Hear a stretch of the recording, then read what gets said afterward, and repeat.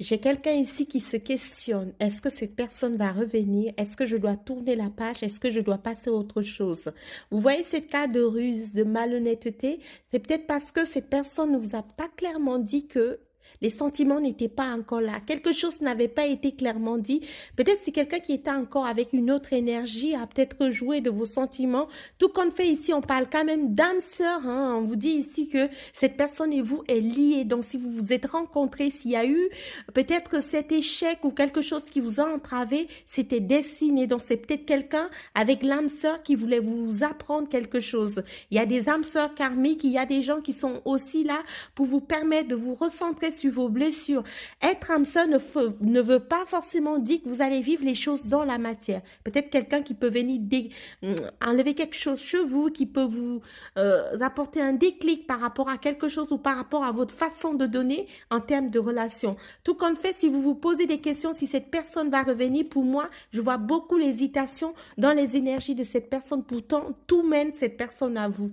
Tout mène cette personne à vous. On me parle de destin ici, on me parle aussi de protection. C'est peut-être quelqu'un qui était dans votre vie que vous... En fait, je sens ici comme si c'était vous qui devez aider cette personne. Il y a cette notion que c'était à vous de peut-être de guérir cette personne, de vous guérir d'une façon ou d'une autre. Il y avait quelque chose ici à transcender, à sortir peut-être des chemins répétitifs ou à sortir d'une mauvaise énergie ou d'une mauvaise impasse. Si vous posez la question si cette personne va venir, oui, il y aura un retour, mais pour moi, avec la stabilité ici, là, je dirais que tous les deux, peut-être vous avez déjà des relations respectives et pourtant ici, il y a cette notion qu'on s'aime. On s'aime, on a un amour ici pour quelqu'un qu'on ne comprend pas. On ne sait pas pourquoi on a des sentiments. On ne sait pas pourquoi on arrive à se raisonner, mais on n'arrive pas à sortir de cette impasse. Cette personne et vous avez quelque chose de très intense dans le lien. Il y a ce côté où peut-être c'est plus dans le sens charnel. Il y a quelque chose de très intense, quelque chose de très prononcé, où ici il y a un sentiment d'inachevé. Il y a quelque chose soit qui ne s'est pas clôturé comme il fallait, et ici on a besoin de revivre ça. Avec ces quatre, moi je dirais avec l'union, peut-être ici on me dit que cette personne est déjà avec quelqu'un d'autre. Hein.